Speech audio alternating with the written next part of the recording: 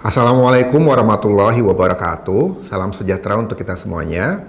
Bapak dan Ibu, mari kita mulai pembahasan tentang berpikir kritis dan penyelesaian masalah untuk mendukung implementasi kurikulum Merdeka. Kita mulai dengan 4 pertanyaan refleksi. Ada 4 pertanyaan rutin yang Anda bisa berikan kepada peserta didik untuk mengasah berpikir kritis mereka. Ajaklah peserta didik untuk selalu bertanya ini pada diri mereka sendiri. Sebelumnya, ada 3 hal yang perlu diingat tentang praktik ini. 1. Bimbing agar peserta didik berani berbicara dulu. 2. Jadikan kegiatan ini rutin dan bertahap. Di awal, mungkin guru perlu menemani peserta didik, tapi nantinya peserta didik perlu bisa melakukan secara mandiri. 3. Refleksi bisa dilakukan secara lisan, misalnya diskusi, maupun tertulis, misalnya dengan tulisan, mind map, ataupun sketch note. Apa itu 4 pertanyaan refleksi rutin? 1. Apa yang saya pelajari sekarang? 2. Apa yang saya sudah mengerti? 3. Apa yang saya belum mengerti? 4. Bagaimana supaya saya mengerti? Mari kita bahas satu persatu. Pertanyaan 1. Apa yang saya pelajari? Minta mereka untuk bisa menyimpulkannya dalam 1-2 kalimat. Tidak perlu lebih. Berikan waktu untuk mereka berpikir, bisa 1 menit, 5 menit, tergantung waktu yang Anda punya. Apa yang bisa guru observasi dari jawaban peserta didik? Ada 2 hal penting.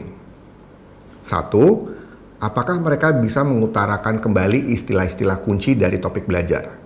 Kedua, apakah pernyataan mereka cukup merangkum topik atau hanya memotong-motong dari bagian penjelasannya saja? Jika ucapan mereka terbata-bata, berarti proses memahaminya masih berlangsung. Tidak apa. Pertanyaan kedua, apa saja yang saya sudah mengerti? Minta peserta didik untuk menyebutkan atau menulis potongan-potongan informasi yang mereka sudah mengerti. Jika kegiatan ini diadakan bersama di kelas, cukup minta mereka untuk menyampaikan 1 potongan informasi secara bergilir. Jika kegiatan ini dilakukan secara tertulis, mintalah peserta didik untuk menuliskan sebanyak mungkin. Anda bisa memberikan ini sebagai tugas sebelum atau sesudah sesi tatap muka. Apa yang guru bisa observasi dari jawaban peserta didik? Ada 3 hal tercermin dari jawaban mereka. Pertama, seberapa lengkap potongan informasi yang ditangkap peserta didik? 2, apakah informasi yang mereka sampaikan merupakan inti atau sampingan? Misalnya, guru mata pelajaran fisika memberikan contoh bagaimana gaya sentrifugal dan gaya sentripetal terjadi dalam balapan Formula One. Jika bagi peserta didik topiknya masih terlalu sulit, yang mungkin ia ingat adalah detil-detil cerita Formula One-nya. Pemahaman tentang teori gaya sentripetal dan sentrifugalnya sendiri masih meleset. Ketiga, seberapa mendalam pemahaman mereka terhadap materi.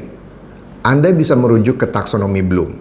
Apakah jawaban mereka mencerminkan mengingat, memahami, mengaplikasikan, menganalisis, mengevaluasi, atau bahkan sudah menciptakan? Pertanyaan ketiga, apa yang saya belum mengerti? Minta peserta didik menyampaikan apa yang mereka belum mengerti tentang topik pelajarannya. Pertanyaan ini adalah kunci berpikir kritis. Di sini, mereka akan paling butuh bantuan Bapak dan Ibu guru. Butuh latihan untuk peserta didik bisa mengenal apa yang mereka mengerti dan apa yang mereka tidak mengerti. Peserta didik mungkin akan bilang, banyak Pak, atau semua Bu. Jawablah kira-kira seperti ini. Tidak apa, coba sebutkan 1 butir saja yang kamu tidak mengerti. Bagian paling penting dari refleksi, termasuk di pertanyaan ini, adalah peserta didik mampu mengartikulasikan yang mereka mengerti dan yang mereka tidak mengerti. Pertanyaan keempat, bagaimana caranya supaya saya bisa mengerti? Pertanyaan 4 memancing peserta didik untuk sadar bahwa ada kondisi ideal yang harus mereka capai. Misalnya ketika melakukan penelitian, mereka harus bisa mengikuti langkah-langkah metode penelitian dengan tepat.